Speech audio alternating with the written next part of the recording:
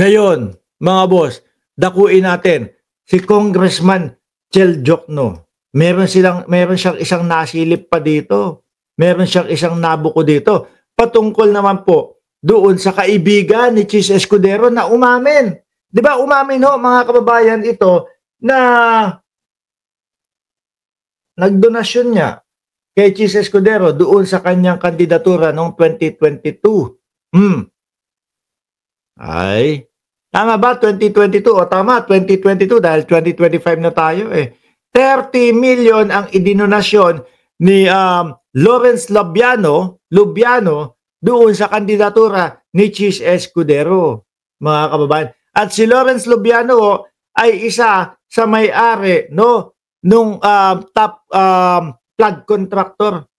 Kasama po yan doon sa 15 pinangalanan na mga contractor company o construction company ng Pangulong Bongbong Marcos, mga bossing. Sabi, bawal at hindi dapat at hindi pwede sa batas ng Pilipinas yung government contractor ka tapos magdodonasyon ka sa isang tumatakbo sa government position. Dahil, syempre, mapapaboran ho yun, mga bossing. Sabihin man o hindi nung mga tao na natulungan para manalo doon sa eleksyon, para naman tayong mga bata dito, malaki ang tsansa na mapaboran ho yun, mga bossing, no? Oy! Senator, ikaw naman, panahon ng eleksyon, di ka namin pinabayaan. Nung panahon ng eleksyon, laki-laki ng donasyon namin sa iyo. Di ba? Laki-laki ng donasyon namin sa iyo. Tapos ito, hindi man lang kami makakuha ng kahit anumang proyekto sa gobyerno. No? Wala. Hina namin. Ganun ang mangyayari ho, mga bossing. Siyempre, yung si Senator naman, hindi ko sinasabing si Chis, Hindi ko sinasabing si Chis. Kumbaga, itong example po natin to, pangkalahatan ho. Siyempre, yung senador naman, nga, laki ng utang na loob. Sige. Ako na makikipag-usap sa DPWH. Ako na makikipag-usap dito sa mga ganito. No? Na sa inyo i-award. Nasabihin ko, bata ko yung mga yan. Kaya diyan mo i-award yung proyekto na yan. Paano na lang yung talagang mga totoong gustong magbid, gustong kumita ng sapat lang, sakto lang, tapos gustong makatulong din sa gobyerno. 'Di ba? Tapos yung mga ganito ayan, sila yung mauuna ho dahil may kapit at may utang na loob. Si Senator uulitin ko, hindi si Chis, may utang na loob si Senator doon sa tao na yun, sa construction company na iyon, mga boss. Ganun lang kasimple yung paliwanag ko. Pero, meron naman daw po kasing lusot dyan no? Ganito po yung lusot dyan, mga kababayan. Yung loophole, no? Kung ito pong si Lubiano ang may-ari ng construction company, no? Pwedeng sabihin nila na hindi po galing yan doon sa kumpanya ko. Galing po yan sa sariling bulsa ko. Pera ko po yan mismo. No? Sariling pinaghirapan ko po yan. Hindi po galing yan doon sa construction company ko. Kasi nga mga bossing, kung construction company, pwede daw si construction company na humingi ng pabor kay senator. Pero pagka yung individual, sarili, lusot daw yun. Yun na nga po ang sinabi nung kaibigan ni Chis Escudero na si Lawrence Lubiano, mga boss. Galing po yun sa sarili ko pong bulsa. Yung idinonasyon ko na 30 million kay Chis Escudero, mga boss. No? Ngayon, dun po sa hearing ng Kongreso, eto po, may simple at ikling tanong lang po si Congressman Chel Jokno.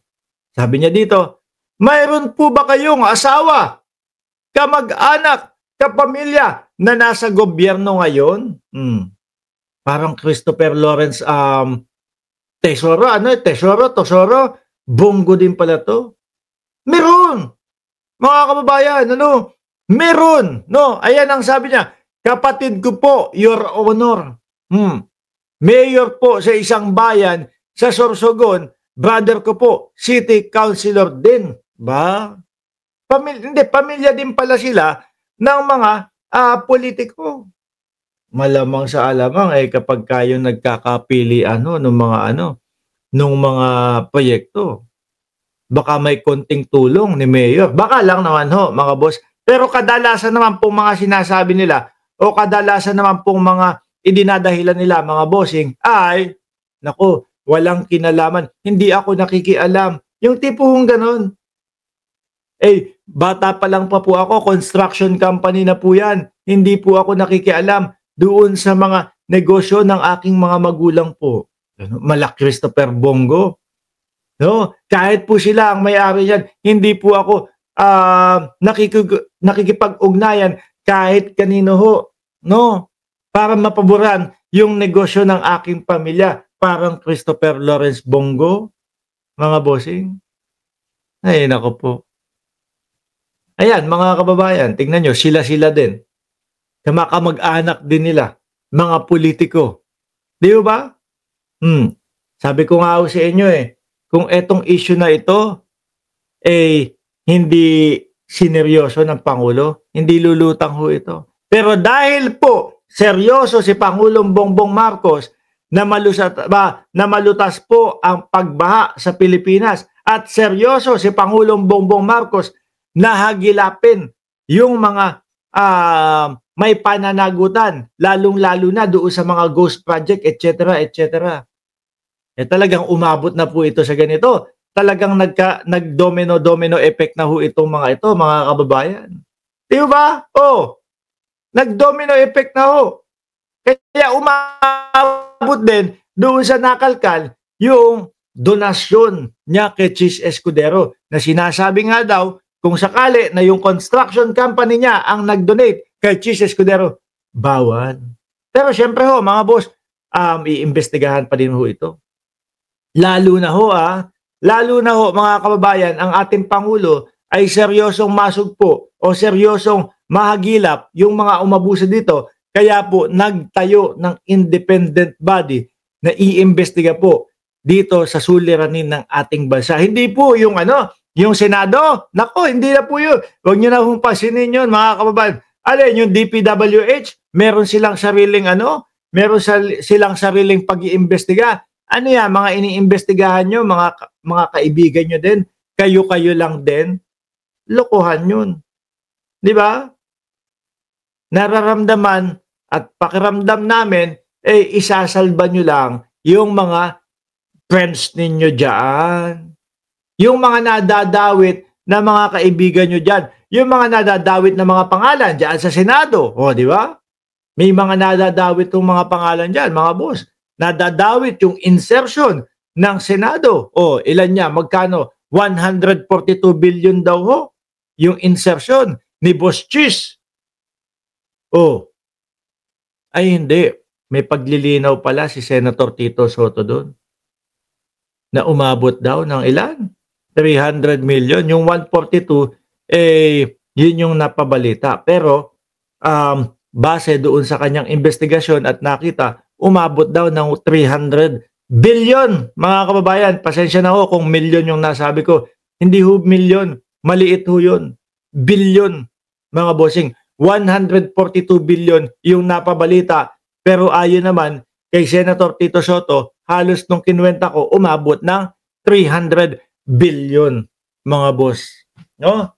Anyway, kahit naman po sinabi ni Lubiano na galing yung pera sa sarili niyang bulsa or individual niyang